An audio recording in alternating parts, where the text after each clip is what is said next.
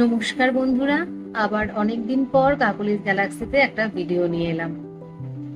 আমাদের অনেকেরই আজকাল একটু স্পিরিচুয়ালিটি সম্পর্কে জানতে ইচ্ছে করে। তো খুব সহজ উপায় কিভাবে আমরা নিজেরাই স্পিরিচুয়ালিটি প্র্যাকটিস করতে পারি সেই ব্যাপারে আজকে জানাবো। তুমি যদি নিজে নিজে স্পিরিচুয়ালিটি প্র্যাকটিস করতে চাও তাহলে তোমাকে অন্তত এই 4টি বিষয় মেনে চলতে হবে। নাম্বার 1, তোমাকে সেলফ লাভে বিশ্বাসী হতে হবে। মানে তোমার নিজেকে নিয়ে ভাবতে হবে।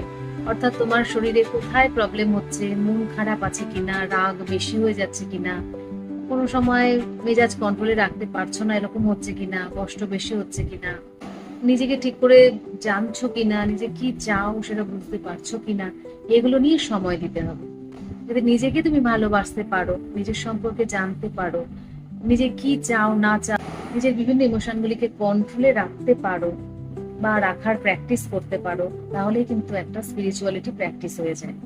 এবার 2 নাম্বার বলবো, আমাদের আশেপাশে অনেকেই অনেক রকম কিছু বলতে থাকে। তা সোশ্যাল মিডিয়া ইনফ্লুয়েন্সার হোক অথবা আশেপাশের লোকজন হোক বা আত্মীয় স্বজন হোক, অনেক কিছু তোমায় বোঝাতে থাকে। কিন্তু তোমাকে মাথা সবসময় ওপেন রাখতে হবে যে কোনটা ঠিক আর কোনটা ভুল সেটা নিয়ে নিজেকে প্রশ্ন করতে হবে। সবকিছুই নির্দ্বিধায় নির্বিচারে অন্ধের মতো মেনে নেওয়া যাবে না। এই প্র্যাকটিসটা যত তুমি বেশি করবে তত তুমি স্পিরিচুয়ালিটি প্র্যাকটিসের দিকে এগোবে। এরপরে বলবো তোমার হেলথের দিকে নজর রাখা। যদি তোমার হেলথ ঠিক থাকে, ঘুম ভালো হয়, ডায়েট ঠিক মতো হয়, তাহলে তুমি অটোমেটিক্যালি অ্যাংজাইটি থেকে দূরে থাকবে, স্ট্রেস থেকে দূরে থাকবে। তাহলে তোমার স্পিরিচুয়াল পথটা অনেক বেশি প্রশস্ত থাকবে। এবারে এই অ্যাংজাইটি যদি হঠাৎ করে হয়ে যায়, স্ট্রেস হঠাৎ করে হয়ে যায়, কি করে সেটাকে কন্ট্রোলে করবে? প্রথমত একটা টেকনিক হচ্ছে, তোমাকে খুব long breath in and breath out করতে হবে।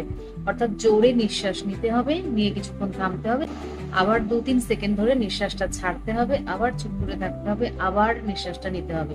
এই করে বেশ কয়েকবার, অন্তত 10 বার যদি নিঃশ্বাস নেও এবং ছাড়া করো, তাহলে তোমার ব্রেনে অক্সিজেন চলে যাবে এবং তুমি ইনস্ট্যান্ট রিলিফ পাবে অ্যাংজাইটি ও স্ট্রেস থেকে। এইভাবে করতে করতে স্ট্রেস এবং অ্যাংজাইটি ফ্রি যখন তুমি হতে শুরু করবে, তখন তুমি স্পিরিচুয়াল প্র্যাকটিসের দিকে ঢুকছো বা করতে পারবে। আর সবসময় মনে রাখতে হবে, স্পিরিচুয়ালিটি প্র্যাকটিসের কিন্তু কোনো বয়স হয় না। তুমি যেই মুহূর্ত থেকে ভাববে যে হ্যাঁ এখন আমার করতে মন চাইছে, তখন থেকেই তুমি স্পিরিচুয়ালিটি প্র্যাকটিস করতে পারো। আর যত ইয়াং এজে করবে তত তাড়াতাড়ি সেই ব্যাপারটা তুমি আয়ত্ত করতে পারবে। আরেকটা কথা জানতে হবে যে স্পিরিচুয়ালিটি এমন একটা জিনিস যেটা প্র্যাকটিস করলে তুমি ভেতর থেকে শান্ত হতে থাকবে, আর তুমি যে কোনো ডিসিশন খুব ঠান্ডা মাথায় নিতে পারবে, তোমার লাইফটা অনেক স্মুথ হয়ে যাবে। এবারে নাম্বার 4 যেটা আমি বলবো স্পিরিচুয়ালিটি প্র্যাকটিসের ক্ষেত্রে, অ্যালোন এবং লোনলি, এই দুটোর মধ্যে পার্থক্য বুঝতে হবে। অ্যালোন আমাদের থাকা উচিত, অর্থাৎ মাঝে মাঝে আমাদের একা থাকতে হবে এবং নিজের সঙ্গে সময় কাটাতে হবে। যদি নিজের সাথে সময় কাটাতে ভালো লাগে তাহলে তুমি কিন্তু স্পিরিচুয়ালিটির অনেকটা পথ এগিয়ে রয়েছে। আর যদি দেখো তোমার নিজের সঙ্গে থাকতে ভালো লাগছে না, তার মানে তুমি স্পিরিচুয়ালিটির পথ থেকে একটু দূরে আছো। আর লোনলি বলতে একাকিত্ব বোধ করা, এইটা যত বেশি থাকবে তত কিন্তু তোমাকে স্পিরিচুয়াল প্র্যাকটিসের জন্য একাকিত্বের বদলে একা থাকতে হবে। দিনের মধ্যে কিছুটা সময় হলেও একা থাকতে হবে, যাতে তোমার নিজেকে ভালো লাগতে শুরু করে। দেখো, তুমি যদি নিজের সাথে সময় কাটাতে পছন্দ করো, তাহলে বাকিরাও মানে অন্যান্যরাও কিন্তু তোমার সঙ্গ পছন্দ করবে। কিন্তু তুমি নিজেই যদি নিজের সঙ্গ পছন্দ না করো, তাহলে বাকিরা কেনই বা তোমার সাথে কথা বলবে বা তোমার মধ্যে একটা পজিটিভিটি দেখতে পাবে?